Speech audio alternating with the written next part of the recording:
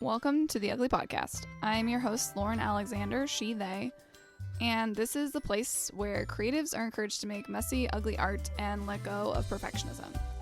I started this podcast with my creative partner, Emerson, and we've since grown into our businesses, and this podcast is now evolving into a space where I interview other creatives to discuss our creative processes and how we navigate the mental minefield of creativity.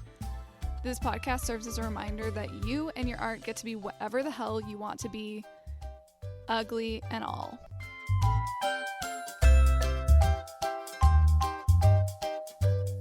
Hello, everybody. Welcome back to the Ugly Podcast. I am here. I'm here with my good friend Rey, who is a youth development professional who uses art and creativity as part of a trauma-informed practice when serving young clients. Working with kids has taught them infinite lessons on seeing beauty and imperfection and finding healing in the process rather than the results, and they are a part of the queer community and love exploring queerness through a creative lens. They live in Tacoma with their partner, 2 dogs, and all the plants. So many plants. Welcome. So many plants. Thank you. Can you just please state your name once more and your pronouns, please? Yeah, my name is Rey Ward, and my pronouns are they, them. Excellent. Thank you so much. I'm so glad you're here. I'm so excited to be here. Can you, think of our baby college selves? We were roommates in college. Mm-hmm. Can you just think back to those sweet baby angels and imagine what they would say looking at us right now? It's funny because this past week I was actually on 2 different college campuses to do a presentation, and then one was just I was going to an event. But being back on a college campus combined with seeing you last weekend and seeing our other college friends, I was like, oh, the nostalgia, the wave, Yeah. and not it's one part fun nostalgia and then one part oh my god, I thought I had it all together. Man, and maybe that's just with turning 30 recently, but I've been looking back on my sweet little 18-year-old self you idiot. With love, but yes. you idiot. It's a nice you idiot. Yep. A loving, knowing you dumb idiot. Yeah. Good times. Yes. Good times in Stack 8. Yeah. Oh my god. Yeah, you're welcome for that. that. I did not remember it was called that. Yep. Oh man. Amazing. Well, now you work with other young people who don't seem like idiots, which is great. I mean, they do still sometimes seem like idiots, but I try not to say that to their face. Sure. I can cut that too so. if you don't want me to say that. No, it's fine. I'm very open about, the way I work with kids is that I will 100% never say to their face that they're dumb idiots, but do they make stupid choices? Absolutely. We all do. All young people do. Yeah. And even if it's not a stupid choice, sometimes I just find myself watching a kid doing something and being like, why are you the way you are? But I think it just gives me more compassion for who I was as a young person. So as much as I have those thoughts, it also keeps my ego in check of hey, totally. Rey, you were that kid. Don't get it twisted. Yeah. You were that kid. Yeah, totally. So, yeah. Oh my god. So how did you get started doing art with kids? Yeah. So I would say my degree officially, if we go all the way back to college, is in recreation. And I think in my brain I was always like, oh yeah, outdoor recreation, camping, fun stuff like that. That's how I thought I would be doing the work that I do. Yeah. But it turns out that the everyday kind of leisure and recreation looks a lot more just like daily creativity practice. Yeah. And also turns out I don't want to be all the time out in the woods hiking and living in a tent. I didn't think those words would ever leave your mouth. I know, I know. Again, thinking back to 18-year-old college me, it's like, yo, you really liked being outside, but it turns out you're very much a homebody. So, uh, yeah, so it kind of transitioned into this this area of work with youth where I think art and play were more of the avenues through which I was relating to young people, and doing the work that I was doing. So it started, I mean, very much just with like camp and day camp, and what do you do with a kid who has been dropped off at a day camp at 7:30 in the morning, and none of the rest of the kids are there yet. You All give right, them we're some gonna, crayons and say, run wild. yeah, yeah. Or you start working on a friendship bracelet and they're going, oh my gosh, what is that? How do you do that? Can you teach me? And yeah, so I think it was kind of those quiet times in between like big camp games and other things that were happening, that I started to do more of that. And now in my current position, where I work, it's primarily actually art based as a therapy tool. Mm, And so we use art and creativity practices as a way to like practice mindfulness, as I well love as that. a yeah, as well as a way to like process our emotions, which I think is not,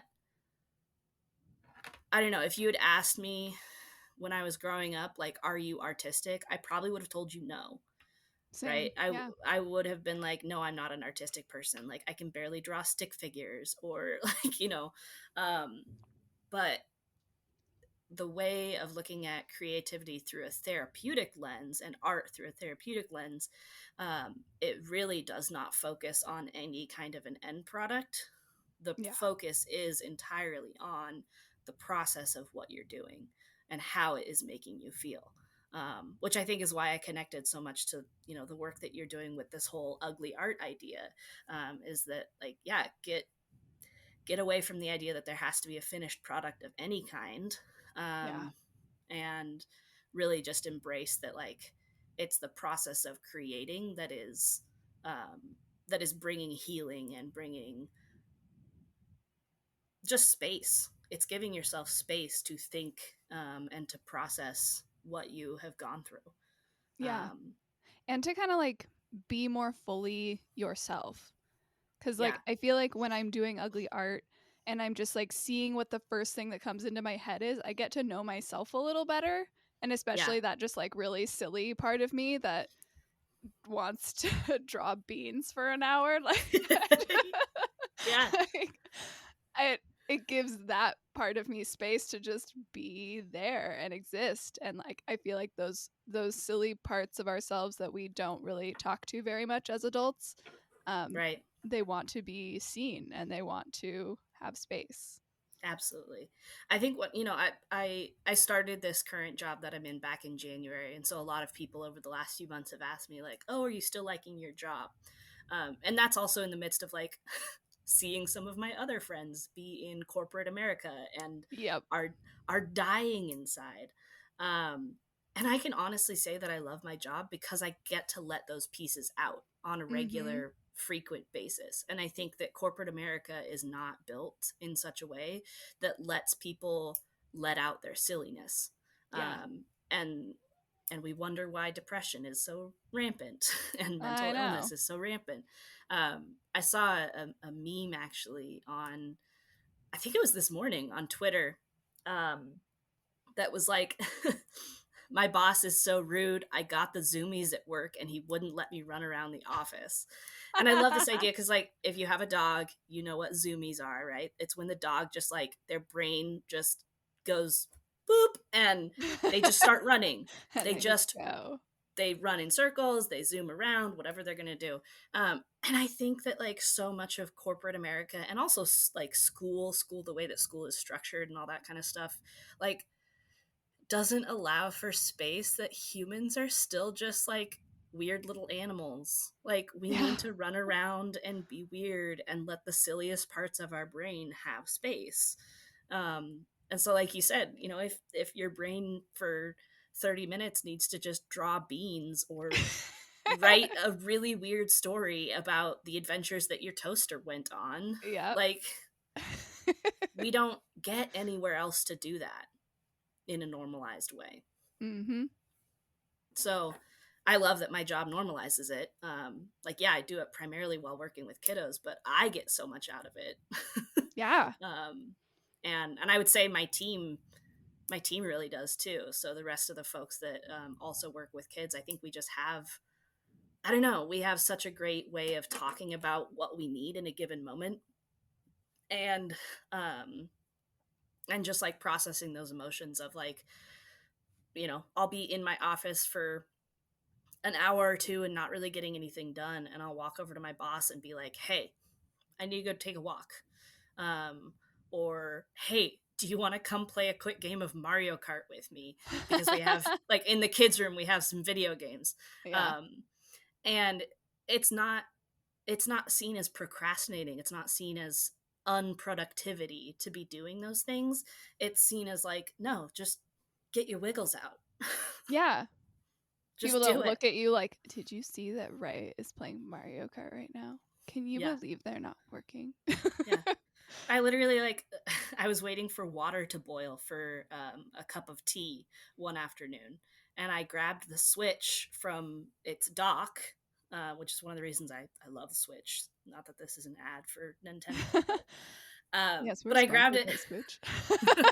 If only. If only I'd actually be making money. But I like put the water on to boil, and then I went and grabbed the Switch, and I played like two or three, races of Mario Kart. And my boss walked in, and she was just like, "What you doing?" And I was like, "Oh, I'm playing Mario Kart while I wait for my water to boil." And she was like, "Awesome." Yeah. And she did what she needed to do and walked out, and it was absolutely normal. And so I think that, like, that's, I don't know, it's definitely shifted the way I look at like creativity and art and stuff, as just a way for us to, you know push out those boundaries of what I think society puts on us, of like, here's what you're supposed to be, here's the serious adult human that you are supposed to be. Turns out you don't have to be that, not all the time anyway. Sure, there are probably Yeah. some instances where you need to be that, and it's good Right. to have the skills and tools to be able to do that. Yes. But finding avenues to let your own weirdness out, is essential to happiness and mental health, I think. I agree. I don't Yeah. remember what your original question was, but that's the tangent I just went off on. So, That's fine. You answered all my questions. We have this idea that everything we do has to be good or have value. This belief leads us to burnout. It can hold us back from creating altogether. But in my Ugly Art 101 course, I break down these restricted beliefs and lead you through exercises that intentionally subvert perfectionism and bring playfulness back into your creative process. You can get the first day absolutely free by going to my website, scribeandsunshine.com, and signing up on the homepage. Join me in my weird, ugly art revolution. Back to the show. Do you have any fun anecdotes, like specifically about your kids really letting go, or just, I don't know, like anything that comes to mind of just like, yes, this is why we do this? yeah, actually, so this past week was a perfect example of that. We had some new students who came to our program, and I work primarily with teenagers. Um, and for whatever reason, with the ebb and flow, I have had almost entirely like teenage boys recently. Mm. Which I love. I love working with teenage boys. I think they're fascinating and hilarious. Um, my coworkers are all just like, "How do you do that? How do you hang out with them?" And I was like, "Oh no, it's great." Anyway, so we had I think one of the kids had been there before, and the other two were brand new. So three teenage boys, and they're sitting down at a table with us, and I'm asking them to make art. And Mm-hmm. all of them were kind of like, "I'm not really artistic. they're treating it very much like an assignment at school. They were just like, Right. what's the what's What are the the parameters? yeah, Yeah. What are the what are we supposed to rules? write? Can I see yours again so I can do it right? And I was like, there's no doing it Yeah. right. Like, um, and so, but before I had even gotten to that, and I love that one of the kids started doing this, before I'd even gotten to that point, I gave them the tools that we were going to be using, which was literally just a piece of paper and then some, I mean, admittedly very fun acrylic paint pens. They're my new favorite like art tool lately. Hmm. I just love acrylic paint pens.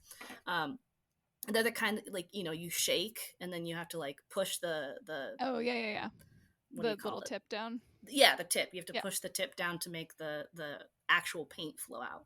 Hmm. Um, well, these boys very quickly discovered that if you shake it hard enough, the paint comes out anyway. Yeah.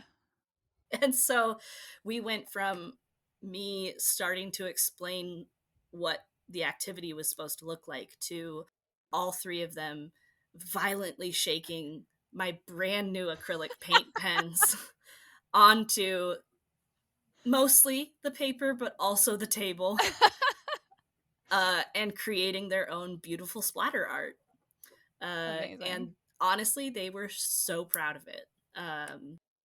And like, I've been doing youth work and stuff for long enough that I know when to kind of like pivot and just give up on original plans. And Right. Yeah. so I took it and ran and, kind of adapted the activity to what they were already doing because they were having so much fun doing it. Yeah. But if that's not a perfect example of like getting your wiggles out, quite literally, like they're just shake they it was so funny because I was showing them, I was like, here's how, like, keep the cap on and shake it so that you can get the ink ready to come out. And they were like, okay. And one of the kids was just like, what if I take the cap off? And the next like 5 minutes were a complete blur. And I still have not cleaned all of the paint off of that table. And to be honest, I probably never will. That table is a piece It of adds art now. character. Yeah. So, um, yeah, that's definitely one of my favorite anecdotes. And I just love that it happened to be very, very recent. Yes. I love that. Yeah. Um, do the kids tend to run into any of the same mental roadblocks? I mean, we were just talking about how they're like, wait, what's the assignment? Like, what do Yeah. you see the most? It's really interesting. I would say the what is the assignment is definitely like a huge vibe, especially with the teenagers that I work with. They have, been in the school system long enough that I think they're like, okay, if I complete this assignment quick enough, I can go back to doing whatever it is I want to do. And so for a lot of them, when they first come in, that's how they're viewing it. Get the thing done as fast as possible to the teacher's liking, and then I can be done with it. Right. That's how I I mean, yeah, navigated school. It's that's like I how need give me an A. Now I'll leave. exactly. Yeah. Um, and so, there's definitely some activities that they come into it with that mindset, especially if it's their first or second time coming to our group. Um, I hope by the like third or fourth time that they're coming, they kind of understand that like there is no grading system, there is Hmm. no rubric. Um, I don't care if you do the artwork that I have suggested. Just don't be a jerk while you're in this room. That's really my only my only requirement.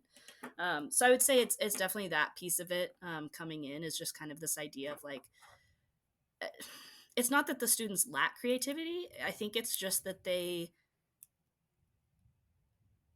assume that's not what I'm looking for. Hmm. They assume that I'm looking for a complete assignment because that's what they experience in school. They assume that I have a very specific thing in my head of what the final product should look like. And so, most often, I think with my age group, when I say, actually, no, the parameters are much more open than that, I get a lot of like, what do I do now? I, Yeah. There's like a moment where your brain has to catch up because you're just like, wait, now yeah, there's just it's like like, this empty space where I thought I had to do something you wanted, but now you're giving me freedom and I don't know what to do with this freedom now. yeah. So to go back to our dog with the zoomies example. So, you have a dog who maybe is when they're on leash, they're constantly pulling and like wiggling and has all this energy. And I remember the first time that we took our dog Rhodey to the dog park, we let him off leash and he just looked at us like, what am I supposed to do now? What? And of course, he figured it out eventually, and he was like, I can run anywhere I want to, and I'm safe, and I'm happy here, and it's okay. Yeah. But I think when you first encounter that freedom of creativity, it can be really daunting. Of like, well, what if I don't do it right? What if I don't? What? Yeah. Um, and so I think there's definitely that just like deer in the headlights look of what do you mean I don't have to do this?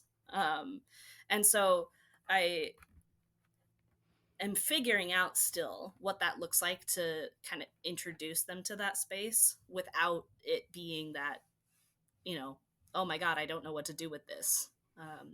Yeah. But yeah, I think it's very much just this like overwhelming feeling of not feeling safe in their own creativity because it's not encouraged anywhere else, Yeah. um, or at least it's not encouraged in the same ways. And um, so that's definitely one of the things that I encounter. I think the other big mental roadblock that comes up, which you talk a lot about here, is perfectionism. Mm-hmm. Um, and this, I mean, wildly depends on the kid. um, Obviously, you're going to have some kids who like show you a picture and they're just like, look, this is better than the Mona Lisa. I'm the most amazing artist in the world. And you're like, that's a bunch of dots on a page. Sure, kid. You um, sure did it. yeah, and you know, in my mind, of course, I'm like, absolutely, you are the best artist in the world. Good Right. job. But there's this kind of like weird sweet spot around, I would say, fourth and fifth grade, especially. Which, when you think about yourself developmentally, you know, the early years, your creativity is much more just flowing and free. And Yeah. I think when you get into that fifth and sixth grade, you have much more of a sense of who am I to other people, not just who am I Mm-hmm. to myself, but who am I to other people. That sense of ego outside of yourself. Yeah. Um, Well, and learning and that like people can laugh at you or yes, yeah, like that's a big one. Like, oh no, if I don't do the right thing, people can laugh at me, they can get mad at me. absolutely. Yeah. Yeah. They can look at me different for the clothes that I wear. They can look at me funny for how Yeah. I do my hair. All of that starts to happen around that third, fourth grade level. And so by fourth and fifth grade, there's pretty solidly a strong contingent of kids who have this idea of perfectionism. Um, and it's like it has a chokehold. It's wild. Yeah. Um, we have, you know, some kids are much more open to kind of the idea of like, hey, you made a mistake, but here's how we can be creative to fix that mistake. Or they're even open to the idea of like, did you know in art there are no mistakes? That's my favorite line to use on kids. And Yeah. sometimes they go, what, really? And I'm like, yeah, in art, there's no such thing as a mistake. And they're Mm-hmm. like, oh my God, you are blowing my mind right now. And then you have a really fun, like, you see them that next week and they're just like, you know, scribbling all over and having a great time and much more free with their creativity. Mm-hmm. But there are definitely students who you can tell them, you know, in art there's no such thing as a mistake, and they adamantly will tell you, yes there is. Mm-hmm. There absolutely is, and it's this that I just did right now. And Yeah. you know, and so I mean, I had a kid recently who, like, I just knew if I was going to give them coloring pages, I would have to print off probably about 10 coloring pages, because they would make one, two, three marks on the page and immediately decide that it was ruined. Mm. And you know, part of that has to do with neurodivergence, part of that has to do with perfectionism culture that we've been taught. Like, there's a lot of different core things of what that could be. um, but I especially see this struggle of like, when we ask them like, well, what's upsetting you so much about, you know, this, why can't you continue with this coloring page? And they're like, I messed up, show me where you messed up. And it'll be the tiniest little mark that's outside of the Mm-hmm. lines on a coloring page. And we'll be like, well, what do you think we can do to fix this? And they're like, oh, it's ruined, there's nothing we can do to fix it. I'm a failure. The best thing now is to just start over again. And I'm like, kiddo, Oh, you're just like want to 8 years old. just want to give him a hug. I know. I'm like, you're not a failure. This is a coloring page of a husky. You're gonna be fine. Like, it's not, I have 10 more over here that are blank. We can try again. Um, and so, like, encouraging this idea of, like, yes, try again, but also, how do you move forward with a mistake? Right? How do you Yeah, actually move forward through that process of, like, I had one thing in my head and the thing on the page looks different. yeah, And I relate to that a lot. I think I get in my head, I embrace forms of abstract creativity a lot more. I love a good collage. I love scribble artwork. I love splatter paint because there is no right way. yeah, Um, I think when I'm trying to draw something that you should know what it looks like by the end of my drawing, like, hey, this is a picture of a potted plant, right? And then someone looks at it and they're like, is that a jack in the box? And I'm like, no, no, it wasn't. Thanks, though. Right? Like, yeah. that can feel discouraging regardless of your age. And so when Hmm. the thing in your head isn't what ends up on the page, um, that can be really frustrating. And so I think it's partly unlearning that perfectionism, but also partly like redefining what it means to have that vision come to fruition. Um, so Yeah, yeah, there's definitely a lot of different roadblocks. It heavily depends on the kid and heavily depends on, their own individual likes, dislikes, fears, the ways they've been encouraged or discouraged in the past by other, adults or peers when it comes to any kind of artwork.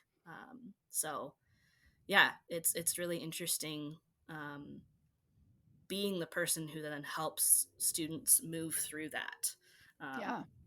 because Have there's you no, found? Oh, sorry. Go ahead. oh no, I was just gonna say there's no like one size fits all. Yeah. Is there anything that you found, like, because like you mentioned, just telling somebody there are no rules, like that doesn't always come across, like, so how do you really like encourage them, like, no, Yeah. really, I mean it. Because like this is what I've had to do, like on my ugly art nights. um I've had some people just like the first time they come, they will make like just like flowers the whole time, and I like that's Flowers are awesome. I great. love it. I love flowers. And then they Yeah. like but then they like see how terrible I make my stuff, which just looks like a 5-year-old, and they're like, "Oh, it can be like that bad Yeah. and like still welcome here?" Like, wow. Which obviously if you want to come make flowers at my ugly art event, please do. Like, do it. And so like at least for me, I found that like showing my own terrible stuff and being like, look, I actually mean this bad. Yeah. So I don't know if you have any other ways that you handle that. Yeah, I mean that's a huge one. I feel like there's my kind of go-to ways. Um like probably a handful of different ways that I can go about introducing the idea of like perfectionism is a lie. um Yeah. and it depends, on age range and a whole bunch of different things.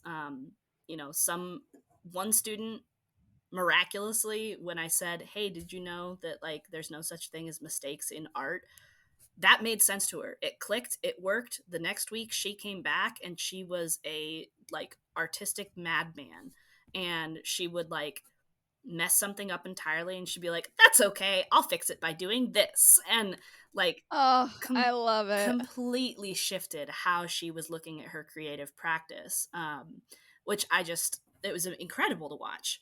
um, but as I said, that is not a one size fits all. I think some of the other things that I try is what you just said, showing, um, creating alongside people, Yeah. and showing them that like modeling, really modeling what that can look like to make something ugly and be proud of it. um, or just be not even proud, but like be like, yep, I made this, it's silly, it's pointless, I love it. Yeah. you know and so modeling that piece of it, and I have to sometimes consciously make myself do that, because there are definitely times where I'm like, oh, this is the assignment, I have to make the best one possible, and I revert right back into that mindset. Yes. So modeling it is a great thing for kiddos, if any of y'all out there working with kids. I think the other thing too is giving them specifically prompts that are meant to be messy. And I mentioned some of these before, you know, like collages, splatter art. What are some of the other ones that I do? Crayon melting art. Oh gosh, I have more examples. I'll think of them along the way. But again, these artistic practices that aren't meant to come out perfectly, they are meant to kind of be art that happens as it happens. I recently discovered, and I absolutely love because we have them at work, I think it's called jelly prints. And so it's this weird little, it's like a printmaking tool that you use with acrylic paints and other different things. But there's no way of predicting what your print is going to look like. Okay. And so it's a really fun thing of just like, I don't know, just try some stuff. Right. Yeah. And so I was doing that with the young people, and they were just like, well, how do I make it look like this? And I was like, I truly don't know. Like, I was like, we're going to have to just try some things until we get something that looks kind of cool. And that practice is really helpful of like, okay, the first few things are going to be a dud maybe, or they're not going to look the way that you had imagined, but you can continue to tweak how you're doing it until you get that result. Or sometimes you'll do something that you're like, oh, we'll see, this probably won't turn out good. And then it turns out amazing. And you're like, oh, wow, okay, how can I recreate that now? Yeah. And so I think just purposefully giving yourself artistic practices that are not meant to be pretty. They're not meant to have any kind of an end result that's going to get hung up in a gallery. Yeah. I also love that, like, at my work in particular, like, everyone's work gets put up. You know, obviously, if they don't want to, we're not going to put it up against their will. Right. Be a little weird. But like, you know, if it's a joint thing where, you know, we're all putting up onto a section of the wall, everybody's goes up there, even if you're not finished. And it adds to the whole, right? It adds to the bigger picture. And so we have an art show actually that's going on for the duration of this month, for October. And I really love it. In all of September, we were preparing our art pieces. And, you know, you had some of the kids who were like, this is going to be in an art show, in an art gallery. And I'm like, it's really not an art gallery. It's just like, you know, the big conference room downstairs, but sure, whatever. And, you know, I think different kids can take that in their own ways. But for the most part, just this, I don't know, the creating, I think there was a higher level of students being like, oh, I have to create something that I want to show to other people. And that definitely created a whole pressure that I was like, I don't usually have this pressure in my space. And so it was, again, modeling. I would create something ridiculous and be like, well, this is going in the art show. And they'd be like, really? Yeah. You're submitting that? And I was like, it's what I made. Yeah. And so, yeah, I think, yeah, there's ways to go about it, but it's definitely not a one size fits all. Just depends on the kid. Yeah. Hey all, it's Lauren to interrupt this episode briefly to talk about my dear friend, perfectionism. I was held back by my perfectionism for years. I didn't do so many things that I desired to do because I didn't think I'd be any good at them, and therefore I shouldn't do them. And this is something we all do. And I've created a workshop that's an accumulation of all the work and tools that I put into healing from perfectionism and getting back in touch with my creativity. If you struggled with this like I did, and still do from time to time, you can check out my Creating Through Perfectionism workshop at ko-fi.com/scribesunshine/shop. and use the discount code UGLY, that's UGLY, to get 20% off of the workshop and workbook. Perfectionism doesn't go away, but we can train ourselves to work with it and to tear down, or maybe walk around, the seemingly immovable wall that keeps us from taking risks and moving forward. Back to the show. What kind of growth have you seen from kids as they're encouraged to continually express creativity? And actually, kind of before you answer that, how long do kids keep coming back to you? Like, do you see kids long term, or is it kind of an every once in a while thing? Yeah, it's a little bit of everything. I think there's some instances where we've seen a kid maybe once or twice, and then we never see them again, and that's fine. Mm. And then we also have students who are, coming into our space on a weekly basis and have been for years. And so, I'm newer, but there are, especially as we started to bring back in person programming this past year after COVID. Um, I'll bleep that. I know, right? um, but as we brought back in-person programming, there were definitely some students that, like my coworkers who have been there for a few years, were just like, oh my gosh, you've grown so much, it's so amazing, what grade are you in now? Like, so yeah, there are students that we see for years at a time, but there's also Mm-hmm. students that we see maybe once or twice and that's it.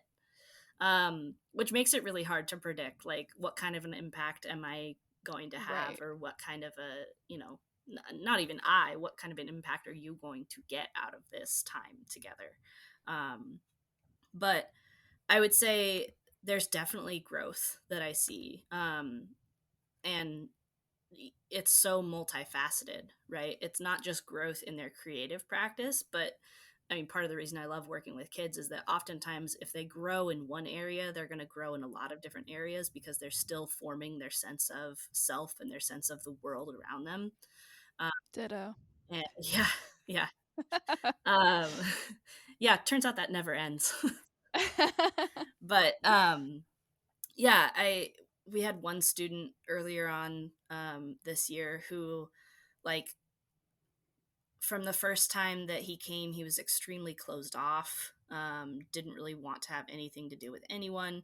He would do the activities that we were doing, but was like kind of, doing the bare minimum. Mm-hmm. And I didn't get to see, because I didn't work with that group as frequently, but I didn't get to see exactly what it was that kind of unlocked it for him. But at some point in the process, I think he finally realized that it was a safe enough place to exist and be, um, and to be creative. And so it really is that, like, as many problems as there are with it, but the Maslow's hierarchy of needs, right? It took him Mm-hmm. feeling literally safe in the space, both physically and emotionally safe, to be able to open up. And by the time he left, it was like I knew a whole different kid. He was Hmm. open. He would talk about his feelings. He was, one of the first to, suggest what game we should play for the day. Um, it was just, yeah, it was a whole different student that it felt like we were working with. And so the growth isn't just in the creative practice, um, but it can be. I mean, like I was talking about the other kid who, I told her, hey, there's no mistakes in art, and she was just like, I'm going to create everything now.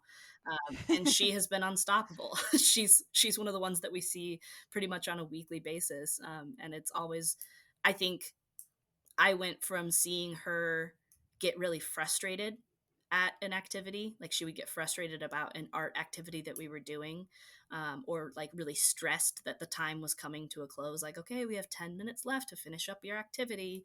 And you would see her just get like anxiety through the roof. Uh, Mm. and she went from having kind of those breakdowns of like, I'm not done yet, it's not perfect yet, I need more time, like give me more time to finish this. Which, like, I get it, sometimes when you're in the creative flow you just want to stay there. um Sure. but for her, I think it was more of just a like, I want, like, I need time to be able to make this perfect. And so when we told her like there's no such thing as perfect, it opened up this idea of like, I can take it home and keep working on it, or I can go work on it during free time. Or actually, It's not done yet, but it's still pretty just the way it is. Um, Yeah, you can leave it unfinished and that's still a safe place to leave it. yeah, or even you can come back and work on it next week. It'll still Yeah. be here. Um, and I think that like she's so much more at ease in the space now. Um, and that has been incredible to see. And again, it's not just like the creative practice, but it's also just like how do we move through anxiety? How do we move through those different feelings that feel too big and too much in the moment? And so it really is just that like this creative practice has given her more space to move through things. That's so cool. It's so sweet. They're good I love kids. it. What have you learned through this process about creativity, about how to live your life? What have these kids taught you? Oh my god, everything. Because I how long have you been working there now? I've been working there since January at this job in particular. But you know, I've been working with kids pretty much since before I was even in college. I've been doing some kind of youth development work. Shout out to church camp. Uh, Yeah. um, and I would say, you know, all along the way, I have allowed myself to be open to the idea of letting myself learn from the students. Just as much as I hope that they're getting something out of my knowledge, I get so much out of my time with them. Um, and I think one of the biggest things is like how to have compassion for yourself. Because that's, you know, I think when you're little and when so many things are out of your control at that age, um, like you feel your feelings much bigger, they're much more overwhelming. um, you know, a lot of the students that I work with are also going through other various traumas, um, and sitting with them in that, whether it's like I can't, I'm paralyzed in this moment because I made a mistake and went outside the lines on my coloring sheet, right? To sit through a student with that actually teaches you a lot about your own ability to sit through failure and or perceived failure, and your own Yeah. ability to move through disappointment, because you're seeing it in such a like concentrated moment with a person, and you're trying to Hmm. help them move through it. And it doesn't work to just say like, hey, get over it, kid. And yet Right. so often that's what we're taught to say to ourselves, right? If I'm Yeah. having a bad day, it's like, oh, just get over it, snap out of it, or figure it out, you're a big kid, do it. um, and so to like it's taught me a lot of self-compassion to just like take that step back and be like, no, actually sometimes things just aren't right, and they don't feel right, and they make us feel unsafe or anxious, and we may not know why. And you just have to take a step back and be like, it's okay, you're safe in this moment. How do we move forward and move through that?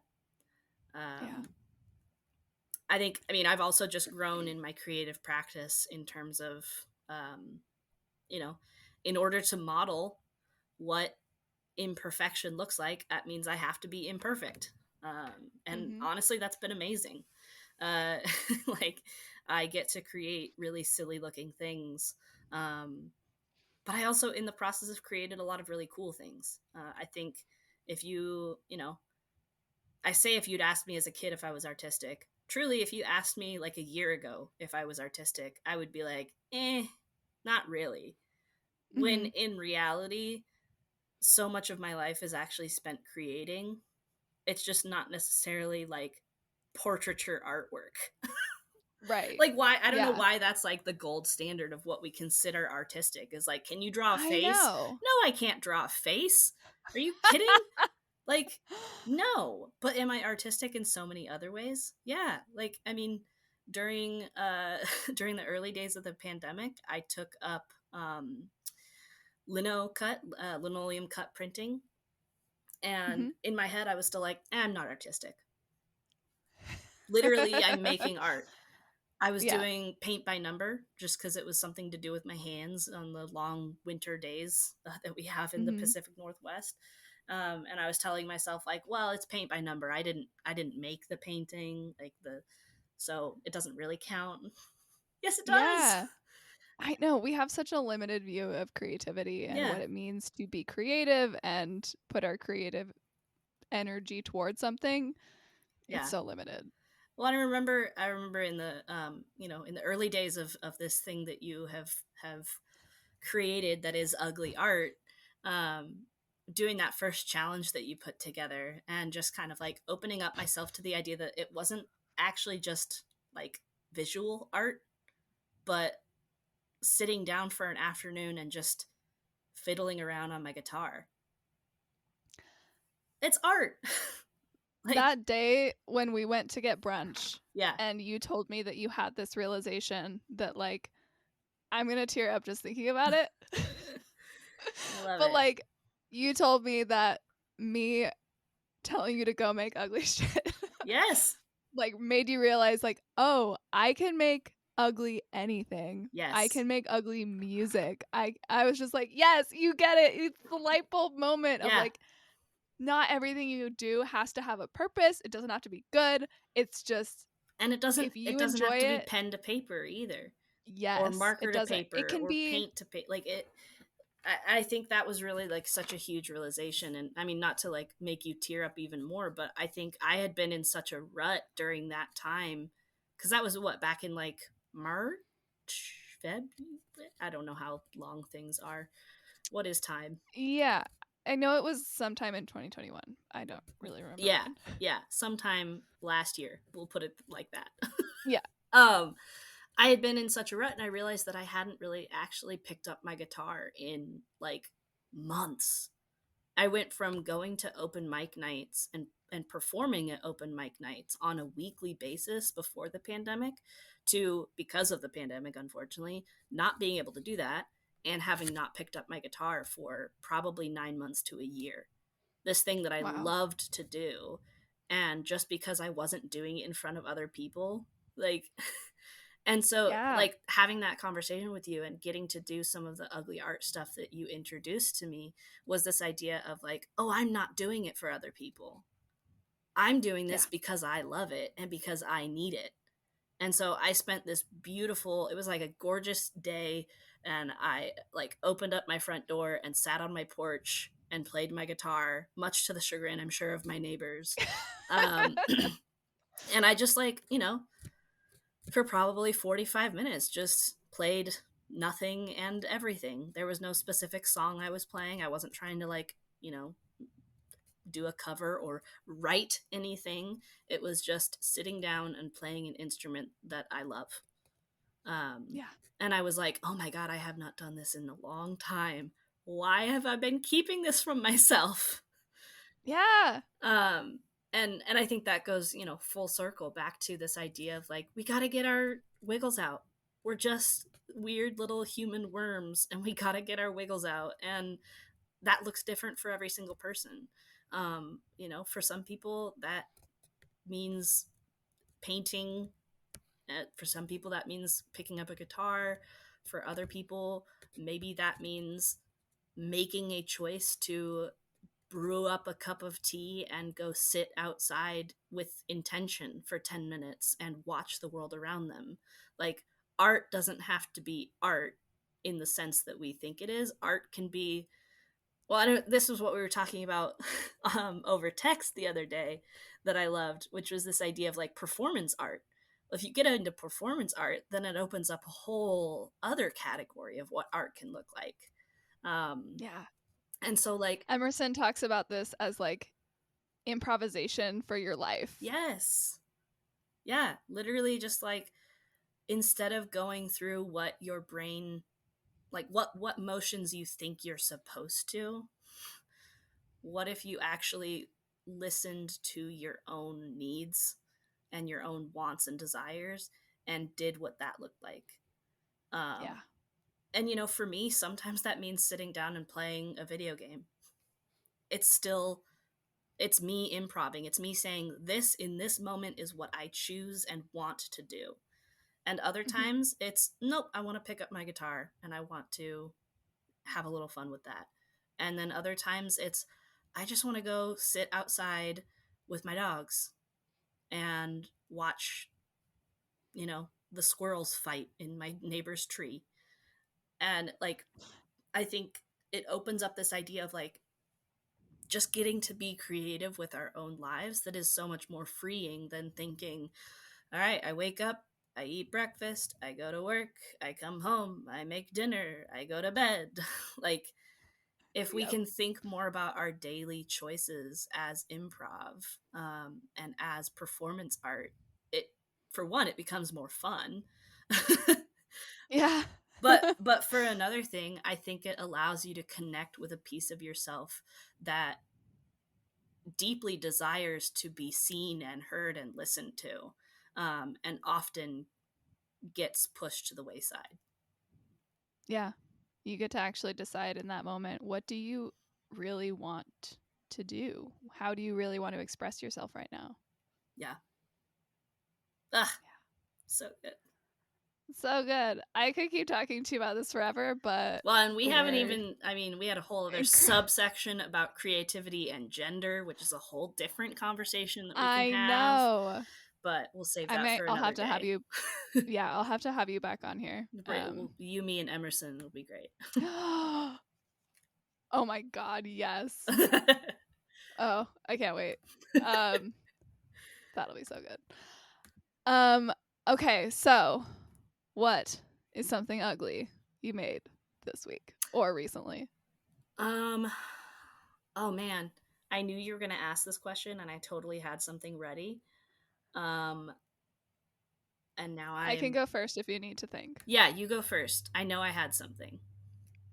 So, I had something that I made this week, but what you were saying about like performance art made me think of this thing that I did a while ago, and it it was like I bought my first not pair, but my first set of D&D dice, Oh, yeah. and I was so excited, but I didn't have like a session coming up or anything. I just wanted to play with them. So, I I love where this is sat going.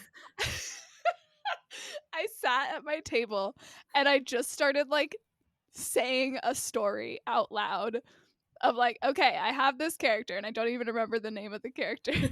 I love this. But it was probably Jerry because I always write whenever I make ugly stories, it's always about a person named Jerry. Good for Jerry. And so I had Jerry wake up and then I just would roll a d20 to decide what Jerry did and how Jerry reacted to like everything.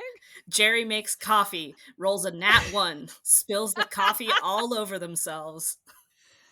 Yes, Yeah. you've got the spirit of it. I don't remember anything that I said, Yeah. but oh, I think one was like Jerry got pulled over on the way to work because she was speeding. Roll I don't know, charisma. yeah, exactly. Yeah, I can't remember what else, but Roll it was charisma to talk yourself out of getting a speeding ticket. yes. Yeah. But it was delightful, a little D&D session just by myself. I absolutely love that. Love that, love that. Okay, this was a while ago, but I still am just really proud of it. Not proud, I don't know. It just was fun. I follow this artist called God. I'm gonna look up her name right now because I will. Fabiana Rodriguez is her name, and she does a lot of art that is, I guess, collage based, but it's more. I don't know. It's like she cuts out different shapes and then uses those shapes on a canvas to create her art. So Oh, cool. using like paper as her paintbrush kind of a thing. Mm-hmm. And uh, yeah, I did that recently with as an activity with the kiddos of just like, hey, here's this artist, here's her style of art, let's use it to inspire ourselves, make whatever you want. And I ended up making kind of this weird like face with a border, It was very like Picasso style type face. But I really just kind of cut out very random shapes of like, okay, I need a nose. Let's cut out something that kind of looks like a nose. Um, and put them all into place. And it was just like, oh, actually, this turned out kind of cool. um, Nice. I love it when that happens, when you're just like throwing stuff down and then you're like, wait, I really like this. yeah. It's the best feeling. She has another practice that I want to try, and I just haven't had time to yet. So maybe that'll be my like goal for this coming week. But in the same vein, she'll cut out a bunch of shapes, whether that's, you know, shapes of leaves or flowers or um, hearts or abstract. Like, it doesn't matter. She'll just cut out a bunch of different shapes and a bunch of different colors. And she will put down a blank piece of paper, and she will basically just take those shapes and like throw them in the air and Oh, then nice. see where they land on that Yeah. piece of paper. And she glues them down exactly where they lay, and then cuts off the excess around the page. And what you're left with is your artwork. I like that. Which goes back to another practice of like, there's no way to mess up because it's literally just you're letting fate and gravity decide what your artwork is going to look like.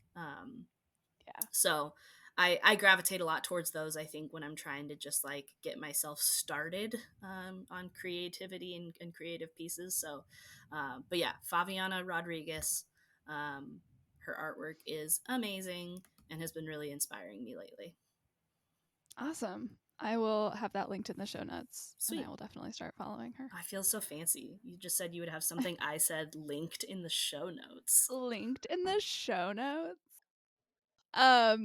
Thank you so much for being here, Ray. I adore you, and you're doing such great work with those kiddos. And thank you. I will talk to you soon. Thank you, everybody, for listening. Keep it ugly. The Ugly Podcast is created by me, Lauren Alexander of Scribe and Sunshine. It is produced and sort of edited also by me, and written and directed by absolutely nobody. If you like the podcast, be sure to rate and leave a review on your preferred platform and share with the creative people in your life. If you're interested in learning more about what I do, head to scribeandsunshine.com to learn more about my Ugly Art 101 course, my perfectionism workshop, my editing services, and the Writer's Helm, which is an online community for writers co-captained by myself and Gabby Goodlow. As always, keep it ugly.